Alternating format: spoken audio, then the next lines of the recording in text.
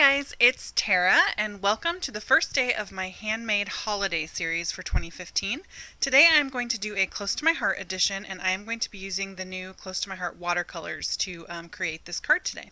So this is the awesome stamp set that I'm using. I really wanted to point out how it's got these greetings that go together. So you can see I put the second half on the inside of the card, so it's a really fun stamp set to build with there. So this is the Close to My Heart watercolor set. It has 36 colors. It's got some really great variety.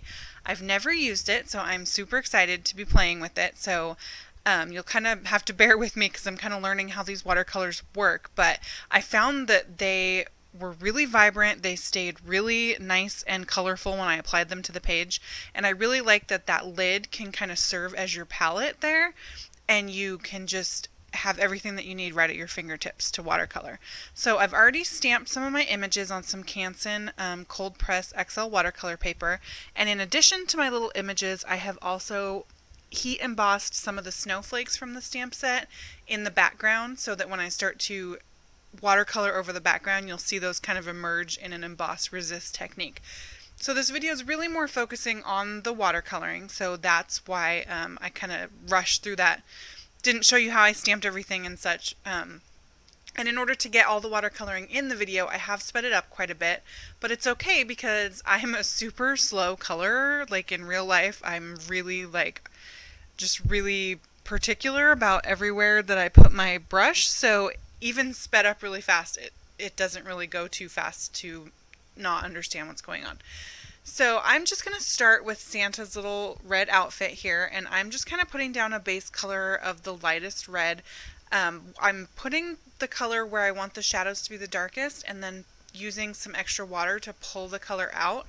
So really I'm kind of figuring out how these paints work, and I will say that I was really shocked when I put my first red dab on the paper because it was so bright red, and I'm just used to watercolors being more watery than that. And so I was super excited that it's really got this nice, opaque, vibrant color. But I was having to kind of adjust a little bit because I'm not really used to working with watercolors that work like that.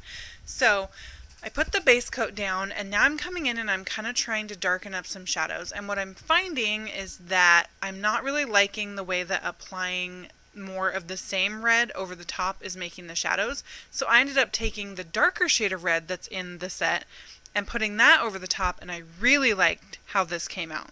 So that's part of what's amazing about this set is it's got the 36 colors in it, and it's really affordable, and you get all these different colors and you have all these options for creating your shading and adding extra depth to your image.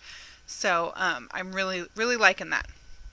So now I'm taking a little bit of gray and I'm just going to add a little bit of shadow to all those areas that are supposed to be white. And it looks really dark now, but when I come back in with my water and I start spreading that out, and then I take my paper towel and I kind of daub away some of that ink, it goes right back to where it's almost white, and you just get that hint of shadow in the side. So having a paper towel handy when you're watercoloring is a really great tip, because you can use it not only to help turn your colors kind of the way that you want them, but you'll see later when I'm applying the background that I kind of make a boo-boo. And if you have a paper towel on hand, you can kind of just soak all the paint right up off the paper, and it's like it never happened. So it's a really nice thing if you're like me and you have the occasional oopsies when you're watercoloring. So there's that. So I'm super excited to be starting my holiday series. I just want to talk to you guys about that for a little bit. My hope is to get 12 videos up. So, 12 days of Christmas, all that jazz. But I will tell you guys, I am so excited. We go to Walt Disney World this month. So I will be gone for 2 weeks at the end of November, beginning of December. So I'm hoping that even with the trip, I'm still going to be able to get 12 days up before Christmas. But I'm not going to promise. I'm going to get as many as I can. I'm going to aim for a minimum of 2 videos a week. So keep an eye out for those. I'm going to have lots of different stamp companies, lots of different techniques, really just trying to make each video something new that I can help show you guys. So if you have any requests, any, techniques you're wondering about or stamp sets, If I have the product, then I'm more than happy to use that in my series here. So I know there's about 1,000 holiday card making series out there, and every single one of them is going to teach you something a little bit different and amazing. So you could see on the shadowing on that little bag there, back to my card here, I got a little distracted. I just kind of dropped in my darker shade and didn't really like paint it. I just let there's my mistake, see, and then you just dab at it and it goes away. It's amazing. Anyway, I just let the watercolor be watercolor with the shadows on that bag, and I just dropped in the darker color and kind of let the wetness of the page take it where it wanted to, and it gives it just a really cool organic look. So for the background, I went in first with just some plain water and wet the background because I really just want this blue to kind of flow all over the place and just be a wash of color. I did draw in a little pencil line at the bottom where I want the little hill that Santa is standing on to be, and that was just for my own reference, and you could eyeball that. You wouldn't have to draw a pencil line, whatever you're comfortable doing. And I'm just applying the light blue over the back, and you can kind of see those snowflakes come out. They're really, really subtle, but it's a nice addition on the final card to have the little bit of sparkle in the background. And so here I'm coming in with a slightly darker blue, and I'm just putting a little bit more color towards the bottom because I want that to be just a little bit brighter and darker. And then I took my paper towel and daubed away the big blobs of color to give it a nice soft look. So here I'm coming back in with some gray just right at the edge of that snow, just so that that line between the sky and the ground is really distinct, and then putting just a little bit of shadow underneath Santa's feet. And this little piece is all done, and I'm just going to hit it with my heat gun and set all that watercolor. So now I've got my black gel pen, and I'm just going over a little bit of places where the line from the stamp got a little bit dulled out. So these colors are really opaque and thick, which is amazing.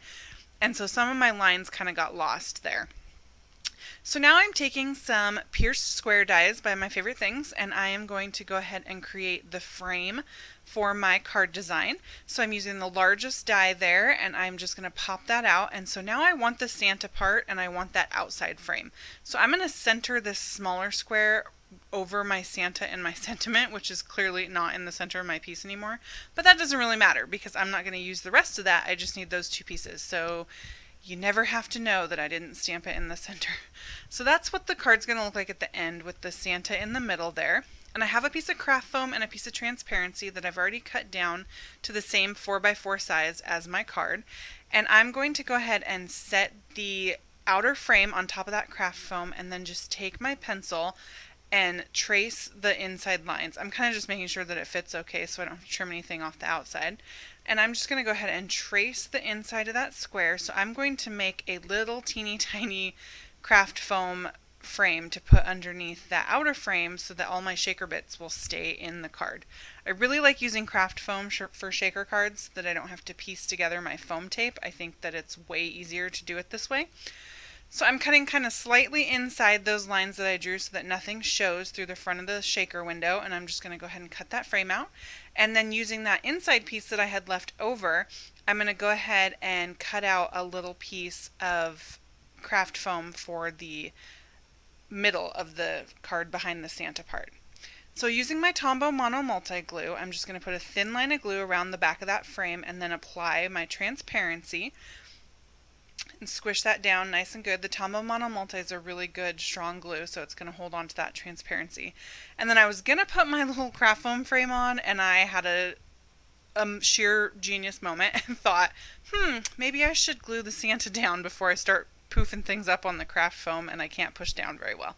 So I'm just putting some more of that liquid glue on the back of Santa here, and I'm just going to put him right in the middle. I will caution you with the liquid glue, try not to get any outside of where you want it on that transparency, because it's really hard to get off of there. So just don't over glue it, and you'll be totally fine.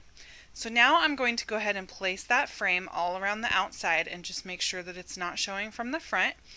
And it's not, so that is awesome. And just kind of push down, make sure everything's nice and adhered. And now I'm going to put that little piece of craft foam right behind the Santa panel in the middle so that my shaker bits stay in that window part around the frame and my card has enough support to go through the mail and such. You wouldn't want just that thin frame on the outside. That would be rough going through the mail.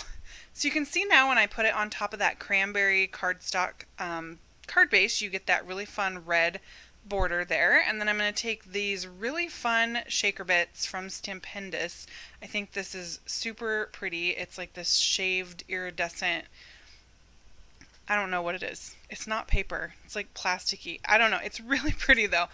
And put a whole bunch of that nice and generous around the outside there. And then I'm going to go ahead and apply some more of that Tombow Mono Multi to the back of this craft foam. So my card base is made with Close to My Heart cranberry cardstock. So I had this left over from one of the card kits that I had made. And so I decided to go ahead and make my card base using it so that it coordinates with everything else that I'm doing, because the Close to My Heart, all the colors kind of match, so it's awesome. And I'm just going to line that card base up, and I did peek when I lifted it up. I was peeking to make sure that I put Santa on there right side up, because it would be just like me to glue him on upside down. So now that is all set, and I am going to just add some little enamel dots by Doodlebug as well as some Wink of Stella, and this card is all set. So I love the way that those little shaker bits shake around that whole frame, but then when the card is propped up, it looks like snow down underneath Santa. So there you can see those snowflakes in the background and some of that Wink of Stella. Super pretty. Thank you guys so much for watching. Don't forget to hit subscribe. Give me a big ol' thumbs up. I have all the supplies listed and linked over at my blog, and you can join me on Facebook, Pinterest, and Instagram. Here is a link to my last Close to My Heart edition, as well as a Christmas tag to get you in the mood for the Handmade Holiday series. Alright, I'll see you next time, guys. Bye.